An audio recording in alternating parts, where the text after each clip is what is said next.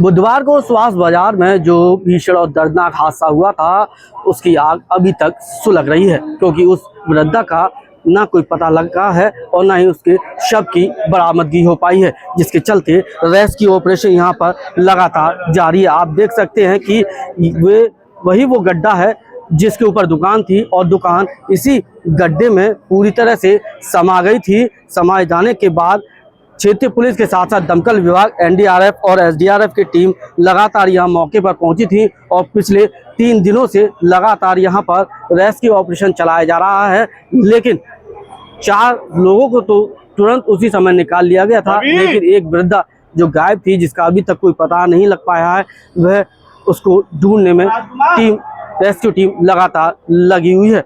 फिलहाल पुलिस और प्रशासन के लोगों का कहना है कि जल्द ही उस वृद्धा का भी पता लगा लिया जाएगा।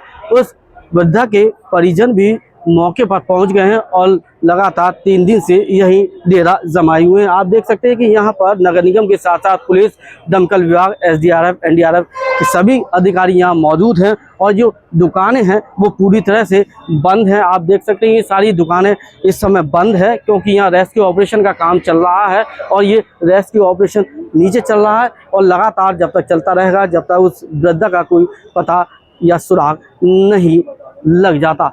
फिलहाल बड़ी बात यह है कि ये दुकान नाले पर बनी हुई थी और यहाँ के जो क्षेत्रीय बाजार कमेटी के अध्यक्ष थे, उन्होंने नगर निगम को पत्र लिखा था कि ये दुकान गिरासू हैं, कभी भी कोई बड़ा हादसा हो सकता है। लेकिन इसके बावजूद भी नगर निगम ने कोई सबक नहीं लिया और एक दर्दनाक हादसा हो गया, जिसके चलते पुलिस प्रशासन, दमकल विभाग सभी की मुश्किलें बढ़ गई हैं। बड़ी बात यह है कि इस हादसे का जिम्मेदार कौन होगा, इस हादसे की जिम्मेदारी कौन लेगा, क्या उस वृद्धा का पता लग पाएगा, क्या रेस्क्यू ऑपरेशन कामयाब हो पाएगा, ये तो आने वाला समय बताएगा। लेकिन इस हादसे ने नगर निगम की वो कुंभकर्ण वाली नींद तोड़ कर रख दी है, जो अक्सर सोए हुए दिखाई देते हैं। फिलहाल नगर निगम अब ऐसे घने बाजारों में उन दुकानों का चिन्हांकन कर रहा है जो नाले के ऊपर बनी है या फिर गिरासू अवस्था में है। आप मेरे पीछे ये नज़ारा देख सकते हैं कि बुलडोजर भी यहाँ खड़ा हुआ है और ये सारी दुकानें बंद है। लगातार रेस्क्यू ऑपरेशन किया जा रहा है, लेकिन अभी तक उस वृद्धा का कोई पता नहीं लग सकता। आप मेरे पीछे ये देख सकते हैं कि उस वृद्धा के ये सब परिजन है, वो महिलाएं उन वृद्धा की परिजन है, वो लगातार यहीं पर डेरा जमाए हुए हैं कि उनकी जो परिजन जो अपने बच्चों के साथ खरीदारी करने आई थी, उनका कोई पता लग सके। हालांकि उनके बचने की उम्मीद कम है, लेकिन फिर भी परिवार के लोग चाहते हैं कि उनका जो परिजन है, उन जो वृद्ध महिला थी, वो किसी भी परिस्थिति में मिल सके। फिलहाल ये रेस्क्यू ऑपरेशन चल रहा है और एक दर्दनाक हादसा आगरे के लिए है। अपने साथी प्रदीप के साथ सदैव कुशवाहा, आगरा। गौर से देखिए इन महिलाओं के चेहरे पर एक दर्द है, आंखों से निकलते हुए आंसू हैं और एक ऐसी खामोशी जो आपके दिल को चीर दे। जी हाँ, ये वही लोग हैं जिनकी परिजन हादसे का शिकार हुई और उसका अभी तक कोई सुराग नहीं लग सका है। पूरा मामला मंटोला थाना क्षेत्र के सुभाष बाजार से जुड़ा हुआ है। मंगलवार से रुक रुक कर हुई बारिश के चलते बुधवार को सुभाष बाजार में एक बड़ा हादसा हो गया। नाले पर बनी 2 मंजिला दुकान नाले में ही समा गई। दुकान के धराशायी होने के साथ ही उसके मलबे में 5 लोग दब गए थे। इस घटना से दुकानदारों में हड़कंप मच गया। पुलिस मौके पर पहुंची, दमकल कर्मचारी मौके पर पहुंचे और रेस्क्यू ऑपरेशन शुरू किया गया। 4 लोगों को रेस्क्यू ऑपरेशन के दौरान निकाल लिया गया, लेकिन उस वृद्धा का अभी तक कोई पता नहीं लग सका। गुरुवार सुबह होते ही रेस्क्यू एक बार फिर शुरू किया गया। नाले में दमकल की रेस्क्यू टीम उतरी और उस वृद्धा की खोज करने में जुटी रही, लेकिन रेस्क्यू टीम के भी हाथ खाली ही नजर आए। देखिए वो पूरा रेस्क्यू ऑपरेशन जो आज चला।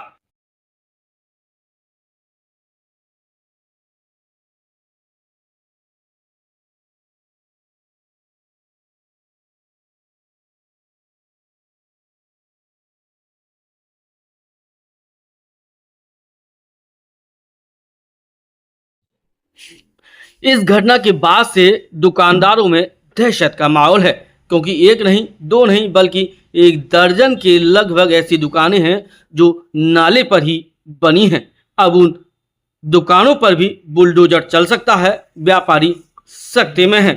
लेकिन सबसे ज़्यादा परेशान तो वो परिवार है जो बाजार करने के लिए आगरा आया था, जिनके साथ वो वृद्ध महिला थी जिसका अभी तक कोई पता नहीं लग सका है। वृद्धा के परिजन घटनास्थल पहुंच गए हैं, वहीं विलाप करते हुए उन्हें देखा जा सकता है।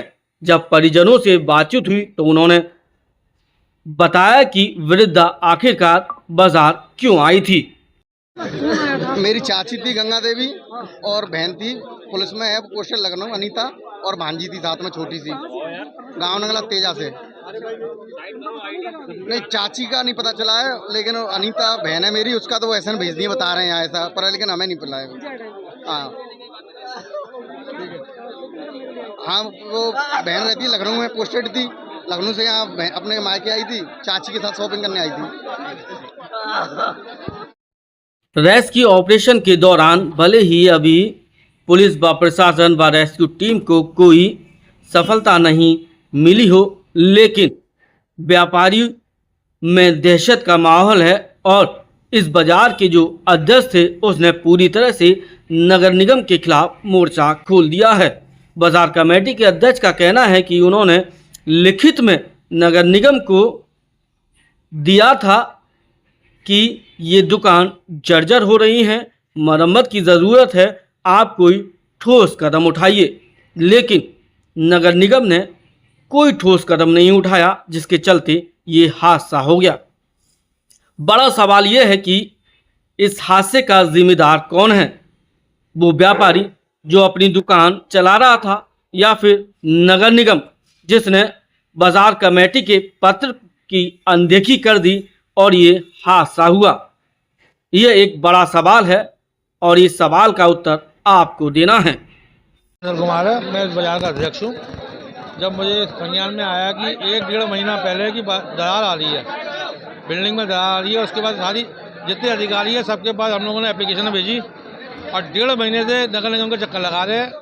आज आइए, कल आइए, सुबह आइए, शाम आइए, ये चल रहा है। किस विभाग में चक्कर लगा रहे थे? नगर निगम में संपत्ति एप्लीकेशन बनाया कि ये बिल्डिंग जाने वाली है, जनहानि हो सकती है मार्केट में।